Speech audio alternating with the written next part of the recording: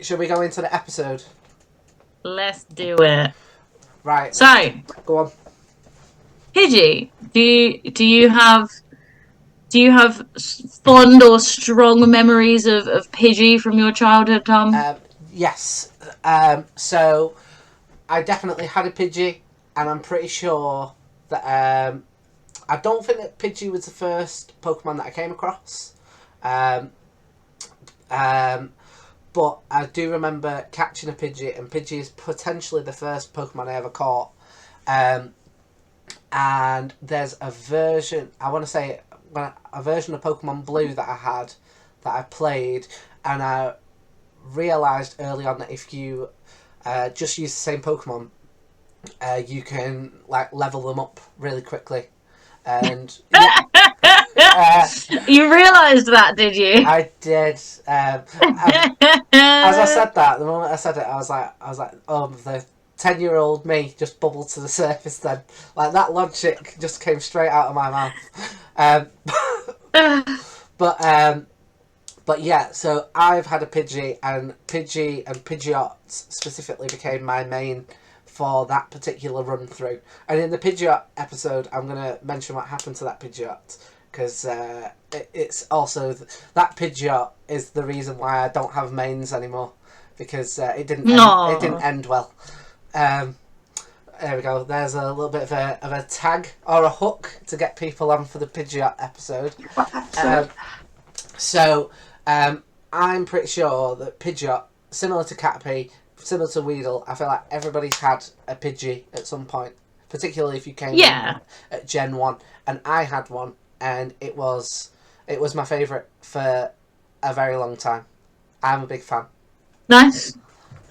So in when I first played Generation 1 games, I was very much the kind of person who just over-leveled my starter and everything else just sat in a fucking box. Which is not a great strategy, but I fucking won all the time, so I didn't need to change it. And I remember I have played through the Generation 1 games countless times.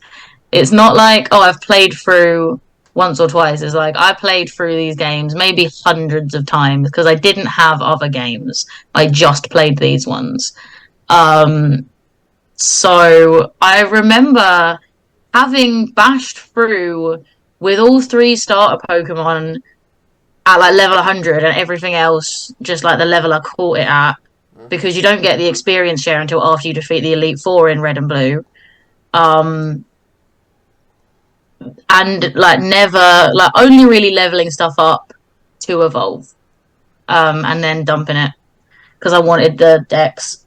But I remember going down towards the Indigo Plateau with my party of I don't know, whatever starter I had at the time. Surprisingly high level Pidgey, all things considered.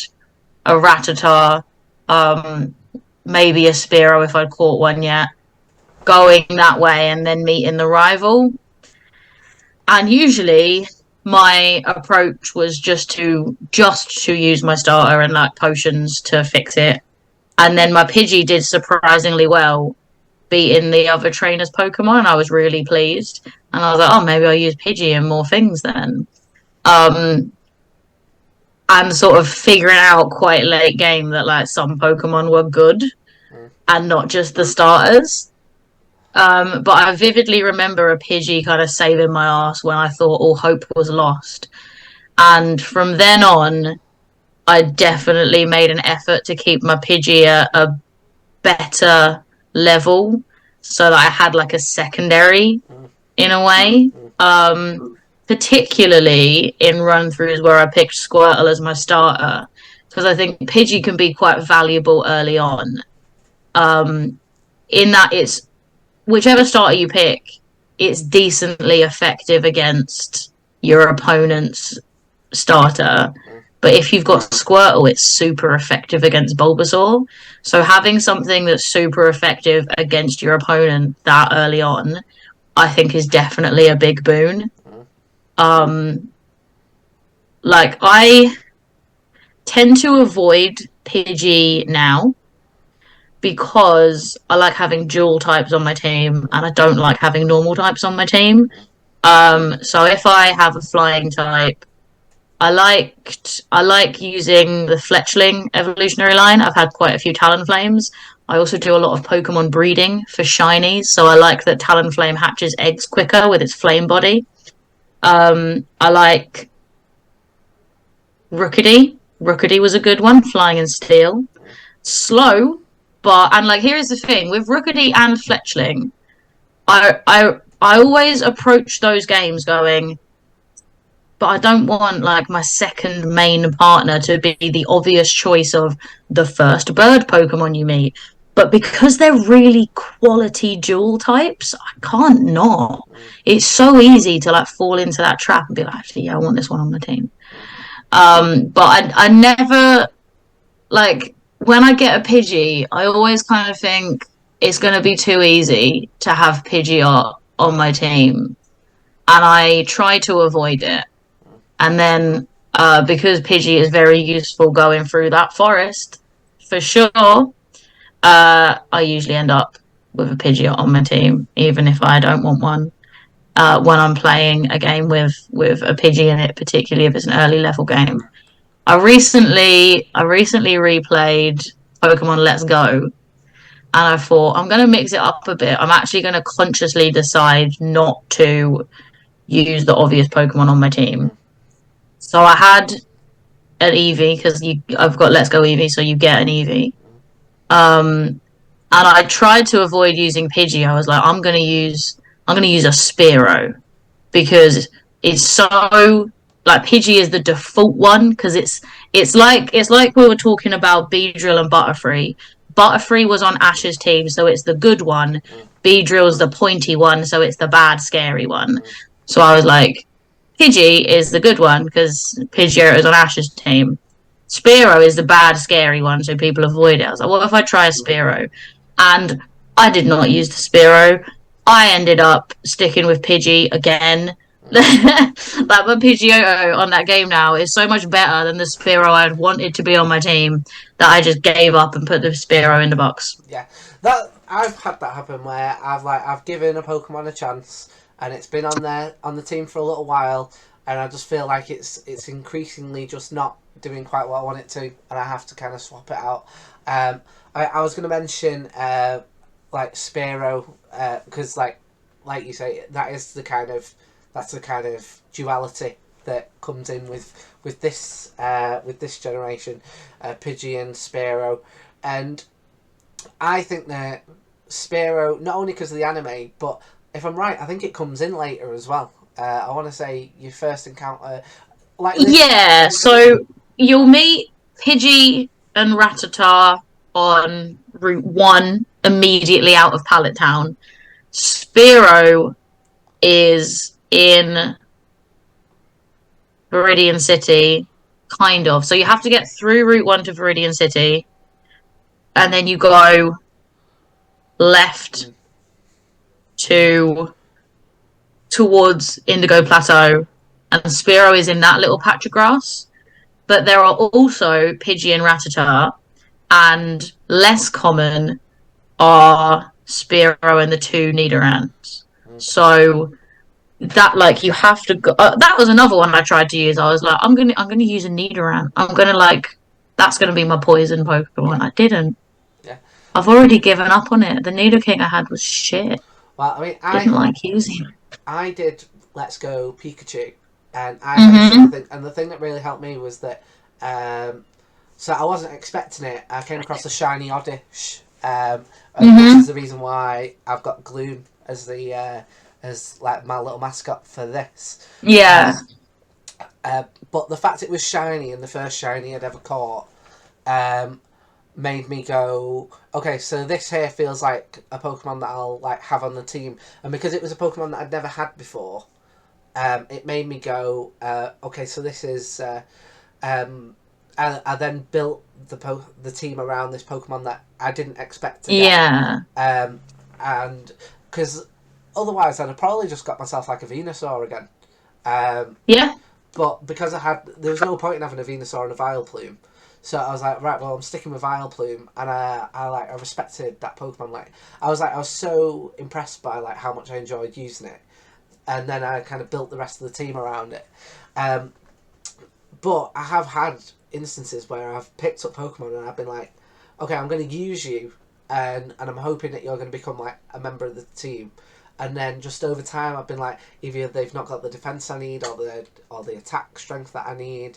Like, I'm trying to think of one Yeah. that happened with. So like, I feel like that's happened with. Who's that happened with? I feel like that. Oh, I tried a Wobbuffet for ages, and I just can't seem. All right. I just can't seem to get the mechanics down. I think Wobbuffet is one of those ones that you do have to. Um, you've got to have an idea of how you're going to use it strategically. You can't go in and just brute force it, you know, because its primary move is counter, Mm. which means you have to know how to capitalize on that defense and use your opponent's strength against them, Yeah. which, you know, it's so much easier just to brute force your way through it with like type advantages and high levels. Yeah. So much easier. I've thought of another two that well, Go on. more 1.5. I do like Shedinja, and I Mm-hmm. tried to do Shedinja and Ninjask, and I was impressed enough by the kind of concept of Shedinja that I kept Shedinja, but over time I felt like even though Ninjask was so fast, it's like its defense was like I can't conceivably keep you on the team, so I had to like get rid of Yeah. Yeah. it. I get that.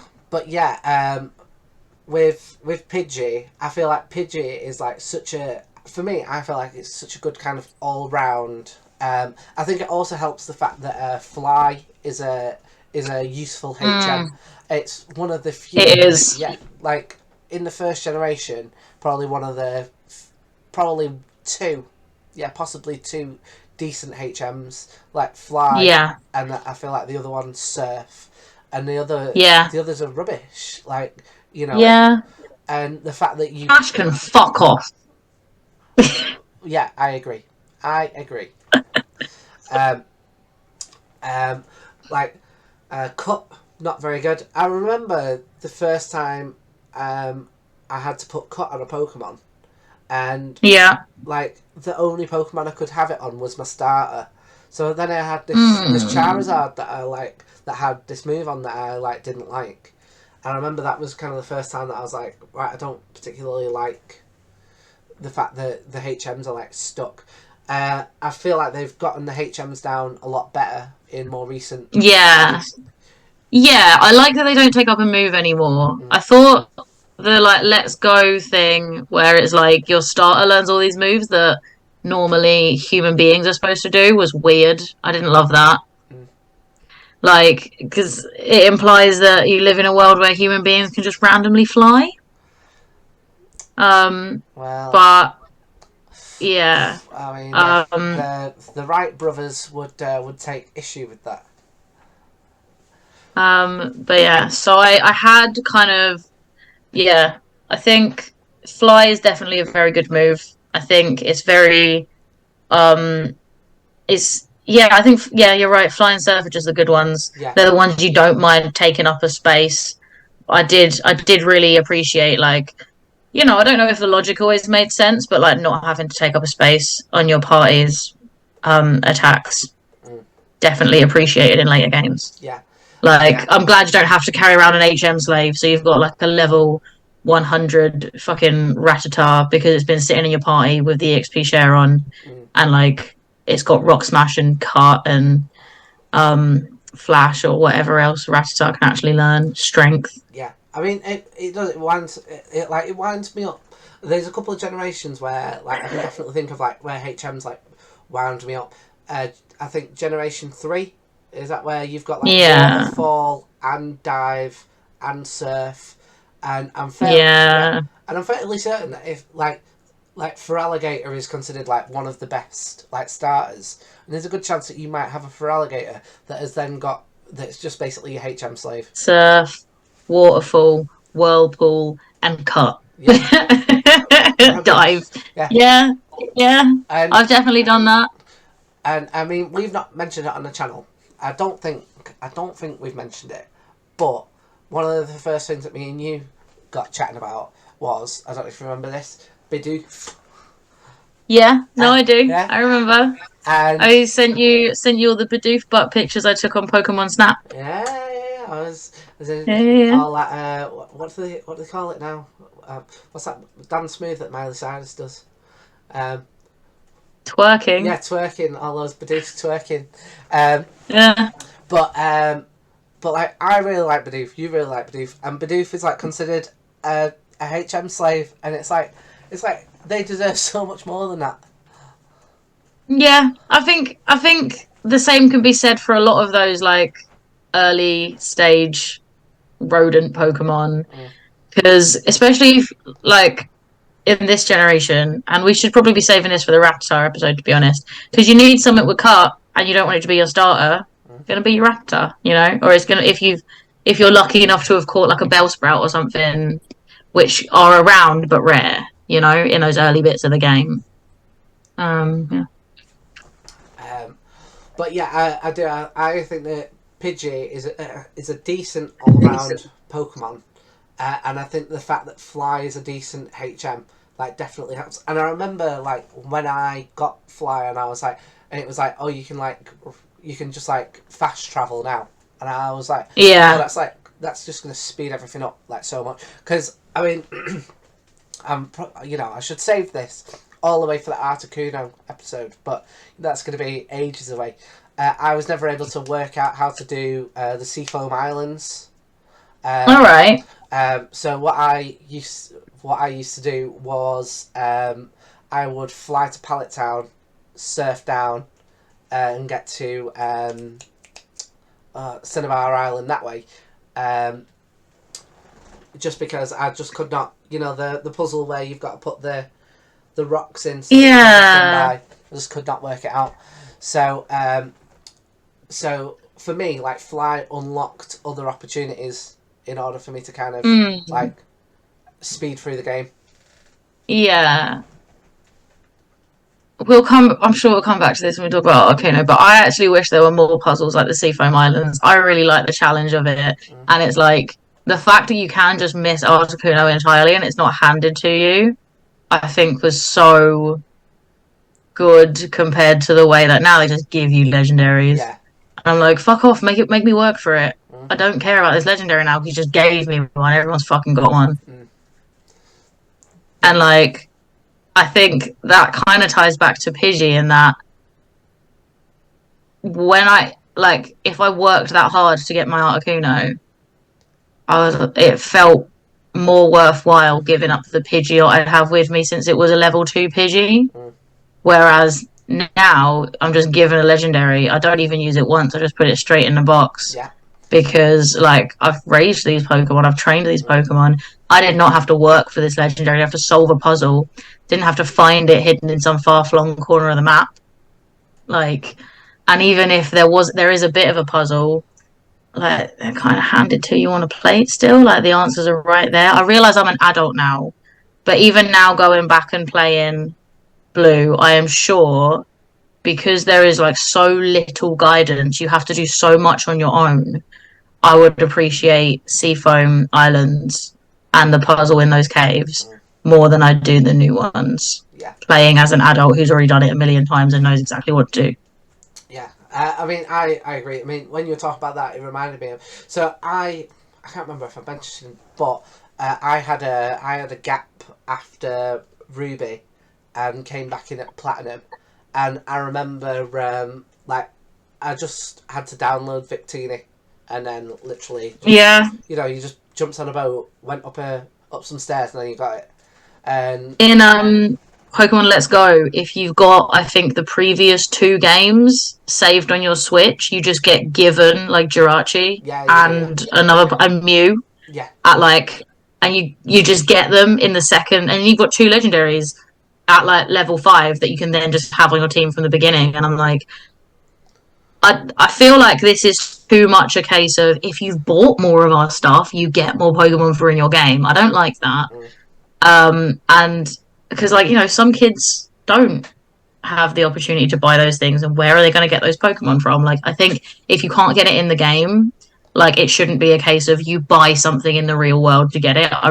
That makes me very uncomfortable. mm, I think it's quite exclusionary to like low income families, uh, and children. These games are targeted at children that are too young to understand what that mm, means, you know. Um, and I also think it's too easy. Like I want to feel like I didn't care about that Mew or that Jirachi mm. because they were just given to me. I wanted to earn it. Yeah. I never got a Mew in Red and Blue, and I 100% know that if I had managed to get a Mew, I would have cherished it Mm, more than I have cherished any Mew I've had since. yeah. I say I've had Muse, uh, because when I was a kid I had a Game Shark, so um, I I got a Mew doing that. I tell you, I do have a Mew that I consider to be mine, which Mm-hmm. was I bought a so I've definitely not mentioned this on the podcast, but when I was about 11 or 12, my house burnt down when I was a kid, and there was only like certain things from my house that I like saved. So like my Pokemon card collection was from my house. So I'll probably never get it. I'll probably never like sell it. Not that it's like probably worth anything. Because I like played with it, so it's not like it's like Yeah. high graded or anything. But No, but it's got sentimental value to yeah, you.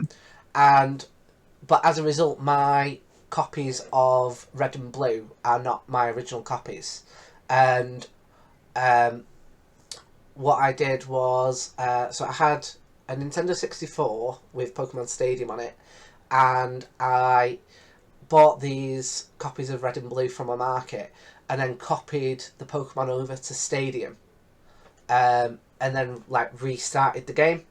And one of Yeah. the Pokemon that was, there wasn't many on it by the way either, but one of the Pokemon that was on it was a Mew, and whether or not it was a legitimate Nice. one I do not know, but the fact that I kind of saved it from this cartridge and then put it back on, I kind of consider Yeah. that to be mine.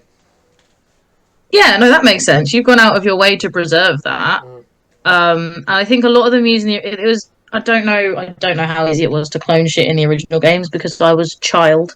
But I think the original games you could get a Mew by going to like a Toys R Us event, mm, and like my parents were never going to pay me to anything like that.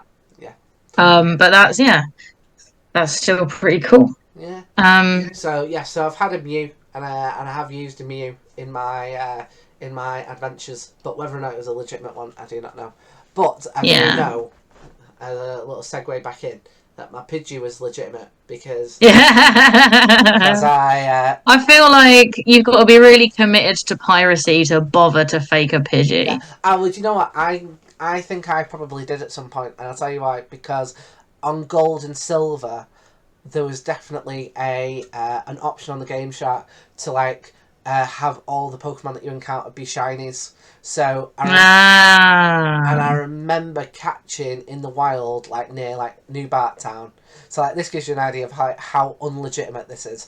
A shiny Charizard in the wild. Amazing. Yeah. So Amazing. like before when I was like, oh, I've never caught a shiny before. I have, but they don't count. Yeah, yeah, they don't count. Um, Um, but yes, no. Pidgey, like I say, I think is a decent Pokemon. Should we have a look at the dex? Yeah, let's do it. I think Pidgey, yeah, solid early game Pokemon. Set the kind of bar for, the kind of flying types you encounter early on. Okie doke. So we let's just check that's on. Yeah, yeah. So we've got Pidgey there. I tell you, I don't know if you do this when after you've like done the drawing, you like look at the actual picture and like see how correct you were. But when I saw this, I was like none of my Pokemon. that I drew this week. Look, anything like the official artwork. Okay. That's okay. Like, I feel like showing the personality that they take on in your memory is cool. Well, thank you. Don't forget to big that up when you put it on the competition. Okay, doke. So we've got Pidgey. It is a common sight in forests and woods. It flaps its wings at ground level to kick up blinding sand. Tell you what, that's made me remember. So during the period of like when I had my first Pidgey, the idea of sand attack was worthless to me. Yeah. In the show, right? Sand attack will like blind someone and it will put an end to the whole battle. In the game, it's shit. Yeah, yeah. I was so disappointed when I tried to use sand attack thinking it was gonna like clinch it and the battle would be won. And actually sweet fuck all happened and then someone killed my Pidgey. Well, that's very much how I felt, and I felt like it's very much stacked against you. I feel like your Pidgey gets sand attacked, it won't be able to attack from that point on. You attack the... Yeah. Miraculously, it critical hitted me again. Yeah. Yeah. Yeah, exactly. So No question whatsoever. I'm thinking, come yellow, is this part of the anime? Is this the anime's influence that it's very docile? Because, like, is that from the fact that they've made Spearow the more sinister one? I feel like at this stage it was probably pre-decided before the anime was written. But like, yeah, I think this is one that you can definitely see the influence of the character in the show because like those early episodes, um, there was a lot of Ash in that initial little bit on his own, not knowing what the fuck he was doing. Mm. Um, I feel like the next one kind of implies that Pidgey's a little bit stronger than I expect because it sticks with the trying to avoid battles, but then enemies are blown away by whirlwind when like how high a level does a Pidgey have to be to learn whirlwind? Because it doesn't get it before it evolves into Pidgeotto if you are raising one. Let's find out. Dead quick. Uh,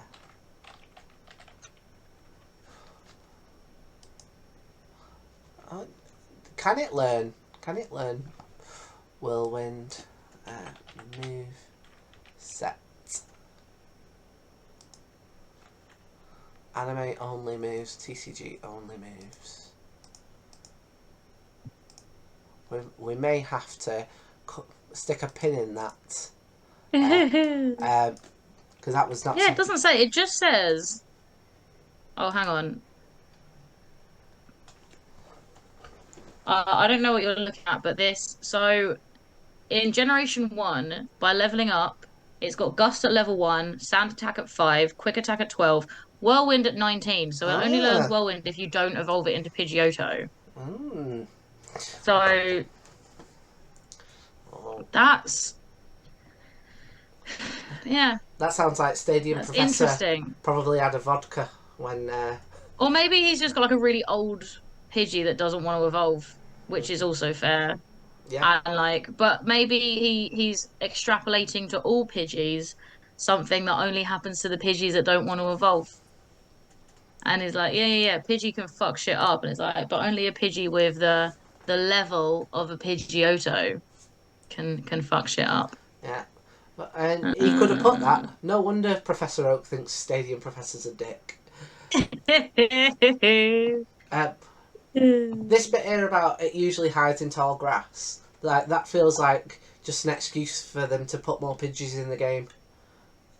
Yeah, maybe. Don't all Pokemon hide in the tall grass? Yeah, apart from Combee.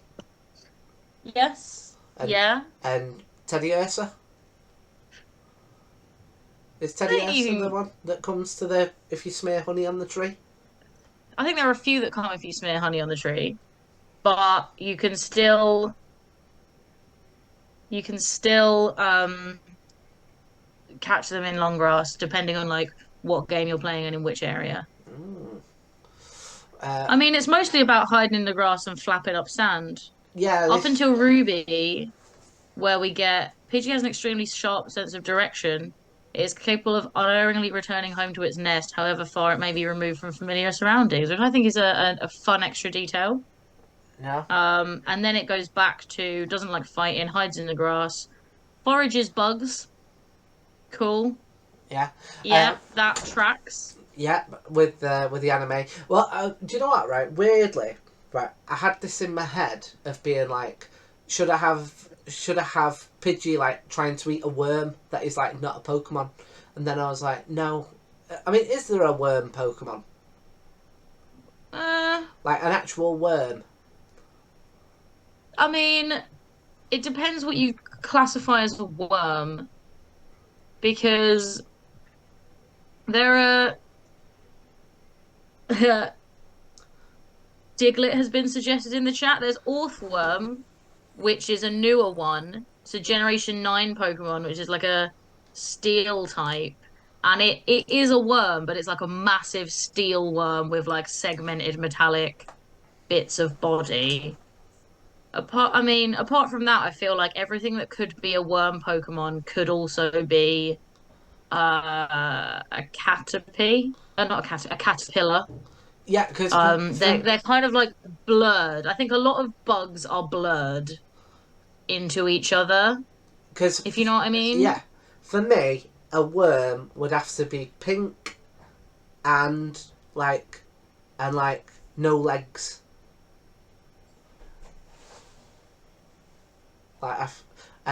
Like for me, Diglett. As Yeah. much as I don't know what its underside looks like, for me, I've always imagined it as more of a mole.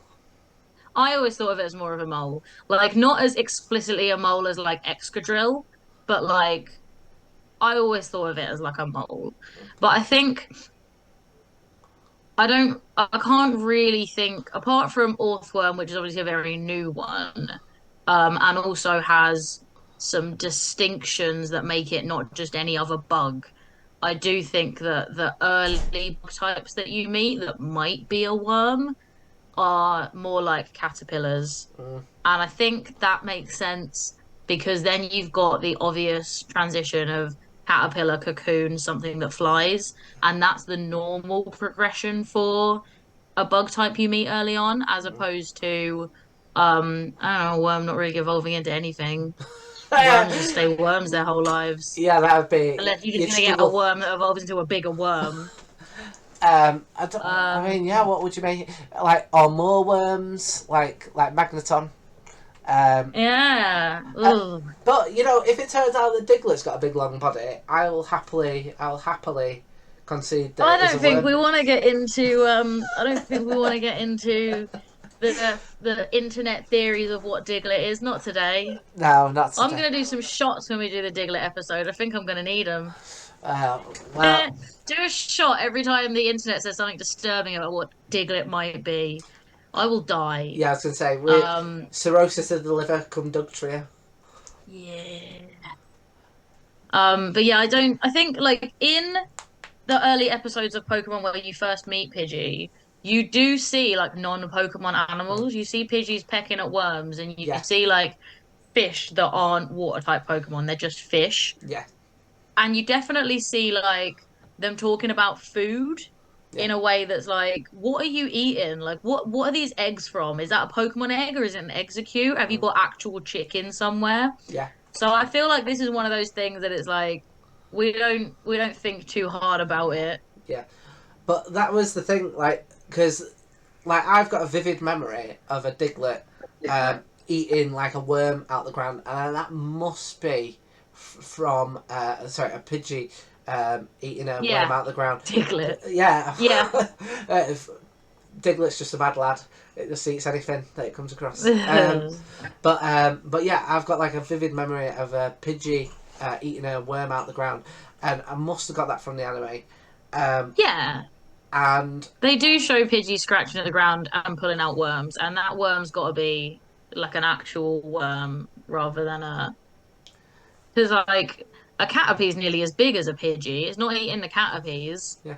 Do you think that there's like a Pokemon trainer out there who's just got a worm in a Pokeball because no one's told him that it's not an actual Pokemon? I would love that. Because there's that episode where they're talking about, I don't even remember the context, but like Jessie sends out her Ekans and they have a thing. It's like this, look at this weasel's gonna eat it, and it's like, but they don't have a weasel Pokemon. They were using an actual weasel Mm, in that bit, you yeah. know? So where'd that weasel come from? And where are the other weasels? Mm, Um, so yeah, I think we have to assume there are real worms. yeah. But I do. I just love the idea of Pikachu, I choose you, and then followed by some trainer going, worm, I choose you, and then just a worm flopping around on the floor. And immediately gets eaten by a Pidgey. Yeah. Uh, Um, I think like it's canon that like Pidgeotto eat Caterpie and things like that. There's that sort of mm, circle of life because obviously uh Ash tries to get his Caterpie to fight a Pidgeotto and gets shouted at. mm, But yeah, I think Pidgeys I mean either have our regurgitated Caterpie from a parent Pidgeotto or Pidgeot mm, is always an option, a gross option, but an option nonetheless. mm. Or real world worms. Uh, and you know, it does raise a question: where does Pokemon end and where does Animal begin? Mm-hmm. Mm. Yeah. Right, shall we head back Are into these the Pokedex depths? entries? Yes. I feel like they don't. I've had a little scroll down and they don't get much more diverse than what we've already seen.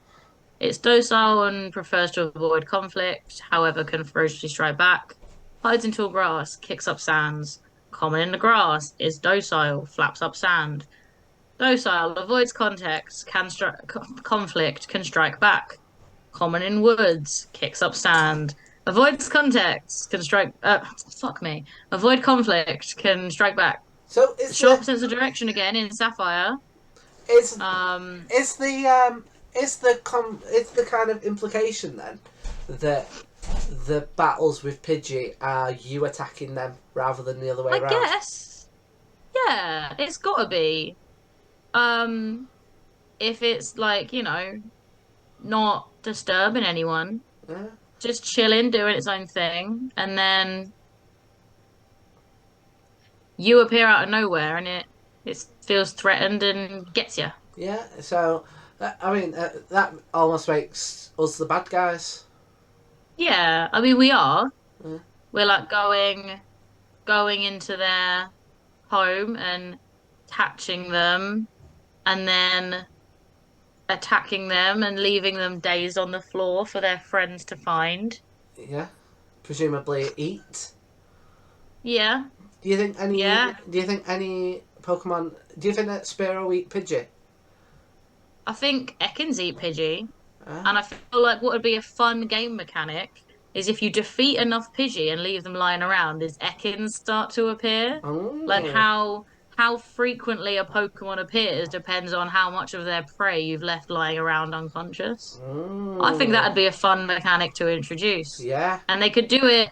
I think it would be a really fun way of establishing the relationships that exist within the natural wild Pokemon world. Mm, I'd like that. I'd like to see that in future games. yeah. Why aren't Nintendo paying me? Yes. I agree. I think that anyone who's watching or listening to this podcast, they should share this podcast as much as they can. Specifically, also to people who work at Nintendo, so that we can work at Nintendo eventually. Yeah, Yeah. that And is. I want to be on the ideas team. I want to be on the artwork team. Yeah. Um, but yes, so yes. Should we have a look through the Smogon rating then next? Let's do it. Which I think will probably be. I'm guessing this is going to be quite low. Yeah. Okay, so there they are. Um, the little cup. So again, that's like Pokemon that haven't evolved. I'm not surprised that they're in the Little Cup rather than like never used, because I feel like they are a kind of an all round. They're probably quite well known as like being a fairly decent Pokemon, and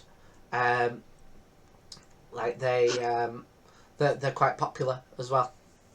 Yeah, I think, yeah. I don't, it's not the one of the evolutionary line you're going to see doing competitive battling. Mm. But yeah, I think they're doing all right. I'd be interested to see if, I mean, down the line, if Spearow is in the Little Cup or if they're in the never used bracket. Mm. Yeah, yeah, that will be interesting. Tune in when you do that episode to find out. Yes, there we go. I like this. We've got little hooks for all the future episodes.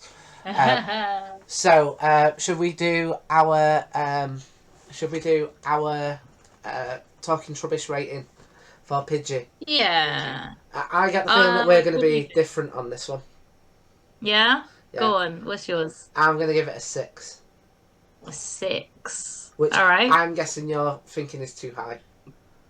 Yeah, I was gonna go for a 4. A Because 4. I like Pidgey, but every time I've had one on my team, it's been against my will. Like I don't set out to have a Pidgeot, you know? It's I'm like, oh, I'll try something different. I'll figure out something new. And then I don't. I just go with the Pidgey because it's there first. And I feel like the linear progression of the Pokemon games traps me into having a Pidgey that I don't really want. I think that's fair. I think that's fair. Um, and I think it's also partly due to the fact that, in my opinion, it is a lot better than Spearow. Even though I've never really had a Spearow beyond catching it and sticking it in a box, whereas Yeah. you've had one. But I got the feeling that if I had one, it would have been a similar experience where I had it for a little while and then just eventually was like, well, why am I bothering with this? Rather than just either getting myself a Pidgey or waiting later on in the game and then getting myself like a Zapdos or a Moltres. Yeah, I get that. I think I think Pidgey is a really solid first flying type, but even in its original game, there are better flying types. Okay. Do you care to give any of them a little name drop? You got Charizard, you've got all of the legendary birds.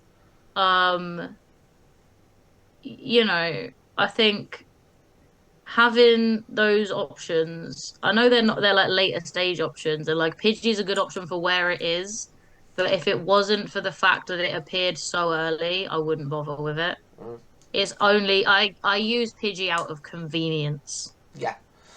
Uh, I think it would. I think it would change up slightly if they, like. There's no real reason why they can't have Pidgey and Spearow, like basically on Route 2.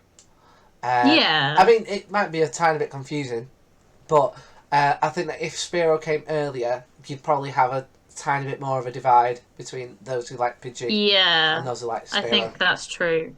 Because also, it's not like you just go Route 2 and then you can just pop over to the bit in Viridian City.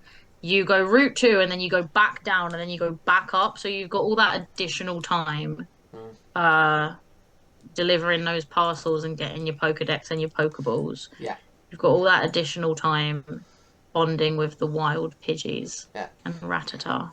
And I think that's why you end up with more people having a Raticate than like a Nidoking or Nidoqueen, because you get your Rattata first, even though Nidoking and Nidoqueen arguably have a more interesting skill set mm, than a normal type. yeah. Well, I don't. I feel like I may have to hand in my Pokemon badge right now, my trainer card.